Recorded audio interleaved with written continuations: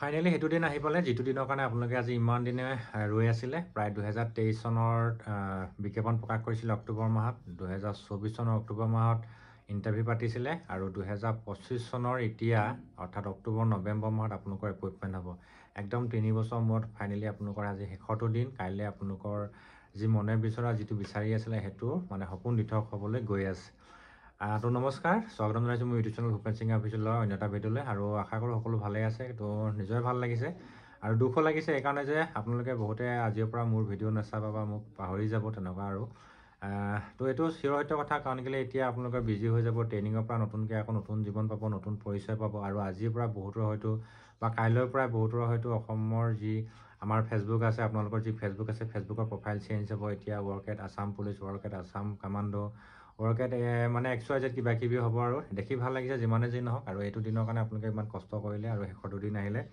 আৰু ইতিমধ্যে অহাকালিলৈ কাৰণে CM ছাৰে ফেচবুকত আপডেটো দিলে। প্ৰায় 5818গৰাকীক নিযুক্তি প্ৰদান কৰিব BUB, SI আৰু 4th গ্ৰেডৰ। আৰু ইয়াতে টি ট্ৰাইবেলত যিসকলে নিযুক্তি পাইছিলে তেওঁলোকক 8 তাৰিখে দিব। ইয়াত ধুনীয়াকৈ দি দিছে, আপোনালোকৰ স্ক্ৰীণত মই দেখাই দিছোঁ।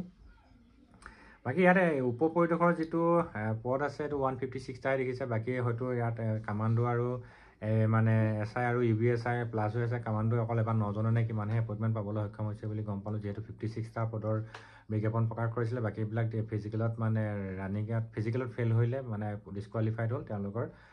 তো সেইকাৰণে বাকীখিনি পষ্ট থাকি গ'ল আৰু এইটো ভিডিঅ' মই নেক্সট জনাম। কিন্তু এতিয়া যি 5818গৰাকীক দিব সেইখিনি অলৰেডি আজি গুৱাহাটীলৈ বহুত ল'ৰা গ'লে। এতিয়াও আপডেট দি আছে, দাদা ওলাই আছোঁ, আশীৰ্বাদ কৰিব, আমুক ঢেৰ কিবি দিছে। মনত ভাল লাগিছে। তো আশা কৰোঁ ভিডিঅ'টোৱে আপোনালোকক গোটেই কথাখিনি বোলো জনাওঁ। লগতে মোক বহুতে কৈছে যে ফৰেষ্ট ডিপাৰ্টমেণ্টৰ কাইলৈ CM ছাৰে কিবা ঘোষণা কৰাৰ সম্ভাৱনা আছে নেকি? নিশ্চয়, যিহেতু আগতেও কৈছিলে যে বা লগতে অসম আৰক্ষী আকৌ নতুন পদৰ কাইলৈ আহিব নেকি, কাইলৈ ঘোষণা কৰিব নেকি, তেনেকুৱা এটা কথা মোক বহুতে কমেণ্টো কৰি আছে। তো আপোনালোকক সকলোকে জনাওঁ যে CM ছাৰে এবাৰ নিজে সংবাদ মাধ্যমৰ আগত কৈছিলে, যেতিয়া চুকাফাৰ বিশ্ববিদ্যালয়ৰ কেবিনেটত এপ্ৰুভ কৰিছিলে তেতিয়াই কৈছিলে যে যিদিনাখন অসম আৰক্ষী এপইণ্টমেণ্ট দিব তাৰ পিছদিনাখনে 4000 পুনৰ অসম আৰক্ষী বিজ্ঞাপন প্ৰকাশ পাব। এইটো মই কোৱা নহয়, এইটো CM ছাৰে নিজেই কৈছিলে। হয়তো আজি কাইলৈ যিখন মিটিং হ'ব সেই মিটিংখনত আপোনালোকৰ নতুন নিযুক্তিৰ কথা ক'ব পাৰে। লগতে যি ফৰেষ্ট ডিপাৰ্টমেণ্ট আছে ফৰেষ্ট ডিপাৰ্টমেণ্টৰ কথাও ক'ব পাৰে। আৰু ফৰেষ্ট ডিপাৰ্টমেণ্টৰ কথা মই সেইদিনাখন এটা ভিডিঅ' দিছিলোঁ ধুনীয়াকৈ যে আপোনালোকৰ কি পদ আহিব। আৰু ইয়াৰ সম্পূৰ্ণ ডিটেইলছ মোৰ ওচৰত আছে, কিন্তু এইটো মই ফৰ্মেলিটিৰ কাৰণে আপোনালোকক দেখাই দিব নোৱাৰিম।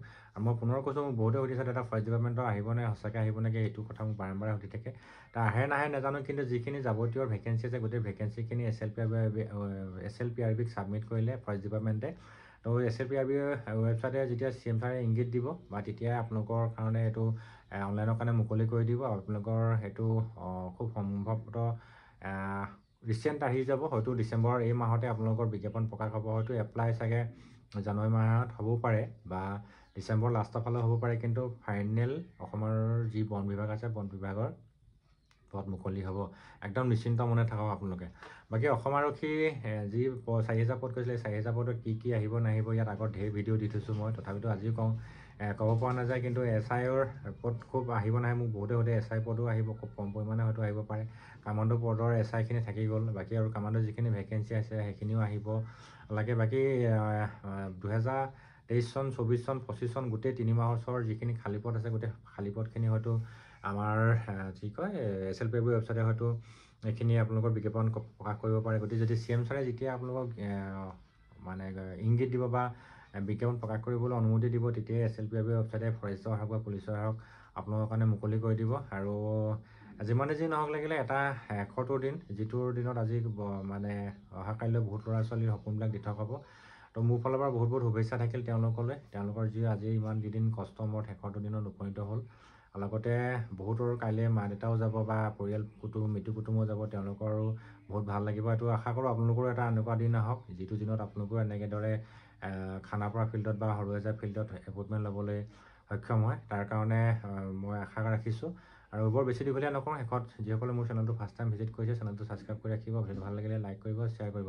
সকলো ভালে থাকক, ধন্যবাদ।